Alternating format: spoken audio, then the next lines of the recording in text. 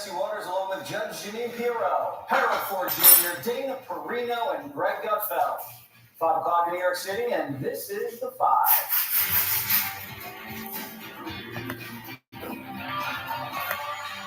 Just moments from now, President Biden about to face another critical test. Reassure world leaders that his brain's fine, and that he's up to the job as he addresses NATO's 75th anniversary summit. And while we wait for that, it's a full-blown Democrat dumpster fire. President Biden trying to fend off a mutiny as congressional Democrats hold 2 secret crisis meetings on Capitol Hill over what to do about old Miller. The big guy's been working the phones, making it clear he's not going anywhere. But Joe's hostage negotiations are just splitting the caucus. The Democrats coming out of those meetings saying there's no agreement yet on Biden's future, only heartache.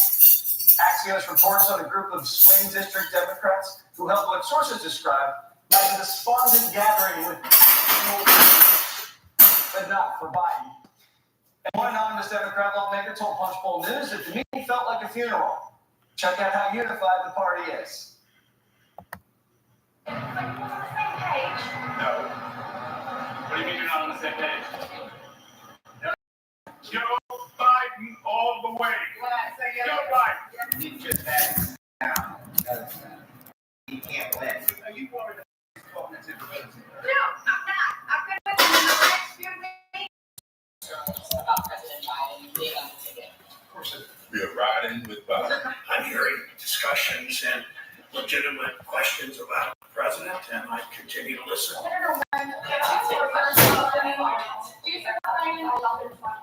There's one person in this country that's kicked Trump in 2020, and that's why my money is now in 2024. And after getting skipped over yesterday, the deuce got cracked at the bottom over Biden's head.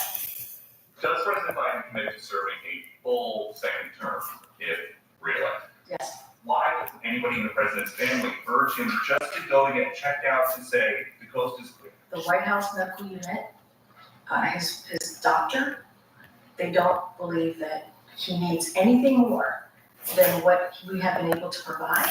Full, detailed, very comprehensive physical that he had 4 months ago.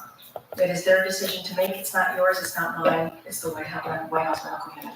Are you sure that a handful of events is giving him a representative payload to the state voters? So the past 3.5 years, the president has been out there. He did a rope line, engaged with everyday people. Who has the momentum? The anti-Biden Democrats or the pro-Biden Democrats? The answer is all Trump. Because since the debate, the Democrats have lost every single day in the news cycle since then.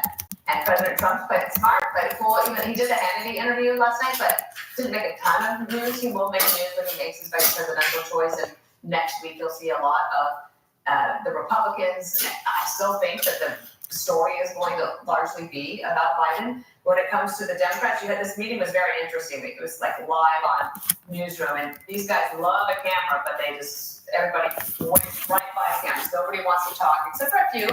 And they basically say, everyone is fired up. We are on the same page. Okay, that's what some people said. Then other people came out and said, we aren't even in the same book. So they are not unified. I also think it's interesting that Hakeem Jeffries left through the back door. Because he didn't want to talk about it anymore. Because now he's realizing, okay, so if it's going to be him and he's not going to leave, then I guess we just have to deal with that. Plus, there's senators like Senator Patty Murray from Washington. She ripped the Wall Street Journal for its reporting a couple of weeks ago, saying that there are 45 sources saying that Joe Biden has cognitive decline. But now she's saying, we need to see improvement from Biden now. Senator Fetterman, that's the best friend you could ever have, right? If he's your friend and he is loyal and he's the only one who's willing to calmly take questions from the press. But somebody like Bob Casey in Pennsylvania, he's running against Dave McCormick. He's the incumbent Democrat. I think that he's realizing, I guess I'm going to have to focus on my own race because he says he's one of Biden's best friends. He spent time with Biden campaigning, but when asked about things today, he said, I'm just focused on my own race. So the last thing I'd point out is that last night, the Congressional Black Caucus had this conference call, and Biden was on. And I think it's pretty interesting, strategic on his part, right? What could possibly get the Congressional Black Caucus more excited at this point in the race if Biden's not saying it. It presumably would be Kamala Harris being able to step in and go for it. But again, Biden outflanked her on that. Greg, it seems like everyone's out for their own political survival, just kind of how things are on this show. It is, especially when you're around. Joe was supposed to speak at 5 p.m., now it's 5:30. The late Joe Biden, Oh, you know, he's always late. And it's appropriate since we say it felt like a funeral. Where, did anybody bring a casserole dish? Where are the bagpipes? We were told if you didn't vote for Joe Biden, the White House would be occupied by a power mad tyrant who refuses to leave office even when everyone knows he's unfit. And a convicted felon would be running the country. Turns out you got all that if you voted for Joe Biden.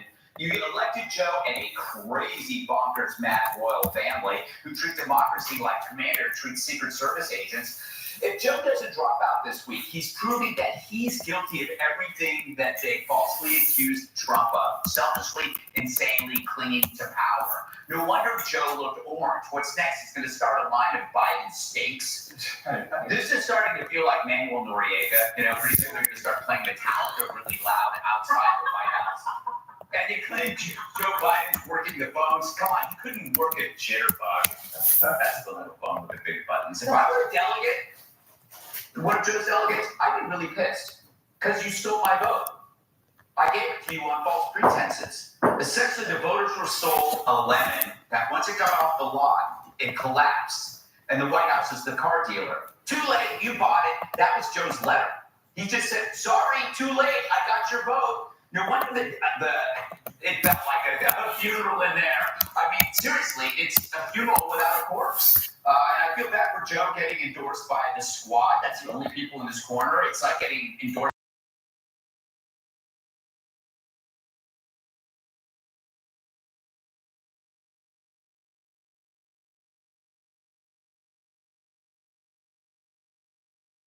Next 4 years.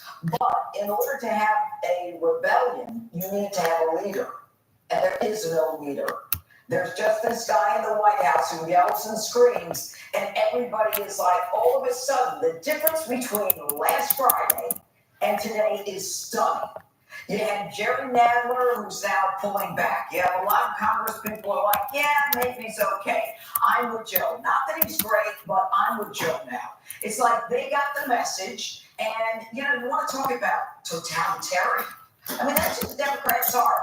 This is our guy, and that's the end of it. And even though in one poll, Kamala was ahead of Joe, they still don't believe that Kamala is capable of being the person to run against Donald Trump.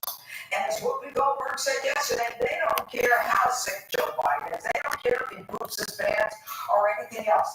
They just want him out there. And in the end, what you got is a dishonesty that is so apparent. And this alleged transparency of the Democrats, it doesn't exist. Americans know it doesn't exist. And in the end, they're returning Joe. If he gets through this week, if he gets through the presser today at 5 or whatever, 5:30 now, and on Thursday after NATO, I mean, he said dumb things in the last couple of days. He said, on Joe Biden said he runs the world. And yet people are like, hey, he's our guy. Well, that's the Democrats for you. Harold, yesterday you seemed pretty confident that Joe's days were numbered. He might not make it through the weekend. You still feel the same way? I'm not totally persuaded that he will be the nominee. I'll say this. It's interesting. I'd be curious to hear some other things takeaways from these two meetings between the House members and Senate members. I'd be curious to know if anyone asked the question, over the last 12 days, has President Biden driven those voters in Wisconsin, where Tammy Baldwin's up for re-election, Michigan, Ohio, where Sherrod Brown is up for re-election, Michigan, we have an open Senate race. The voters you need in those states, has he driven those voters closer to us or further from us? I don't know the answer to that. I have an opinion on it, but I don't think he's driven them closer to us. Two, the President Biden is one big mistake away from not being on the ticket. If we have another moment, whether it comes at some point today or another point before the nomination is given to him officially, it's not good because after he gets a nomination, all we can then do is hope and pray that he doesn't have a moment, because changing from a nominee after the convention that is obviously very, very difficult. I do hope that the members in that meeting also who expressed concern about how difficult it may be to move on from the nominee before the convention and how messy it could be. Understand, if you believe what President Biden is campaigning on, the existential threat posed by the opponent on the Republican side, how hard will it be then?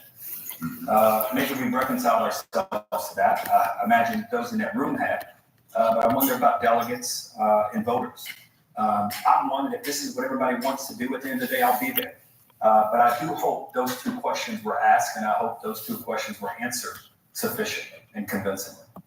Well, that was just melancholy. Well, happy birthday. Thank you very much. Happy birthday. The big 5-0. Big son of a gun. Coming up, Joe Biden's creaky brains freaking out our allies. And I'm not 50. And they're worried about his nap time.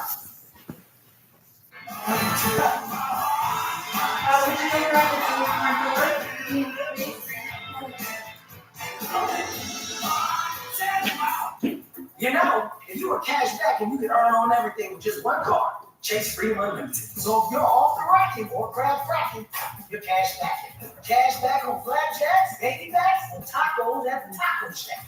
I'm working on my 6-pack. Switch to a King Suite. Silent retreat. Oh, hold up. Yeah, I can't talk right now. I'm at a silent retreat. Cash back on everything you buy with Chase Freedom Unlimited with no annual fee. How do you cash back? Chase, make more of a choice. Joe Biden's debate was a joke. I really don't know what he said at the end of this, and I don't think he knows what he said either. I told you it's not happening to take off if you carry on back. Let's not act like children. But there's one thing Joe Biden did get right. We finally beat Medicare. Well, he already did beat Medicaid, beat it to death. Thanks to Biden's agenda, 2 million low-income seniors will lose their Blue coverage, while insurance premiums skyrocket for everyone else. We can't afford more of Joe Biden's radical agenda. American is responsible for the content of this advertising. All these games on DirecTV and no satellite on the roof. Think about this. Blue Jays, Cardinals, Orioles. What's missing? The Indian condor. No, walnut brain. Pigeons. I just sent her a text. Natalia! Boo! Send her a text. No, yeah, just send her a text. Do you want your sandwich now? Huh? Do you want a peanut butter jelly now? Sure.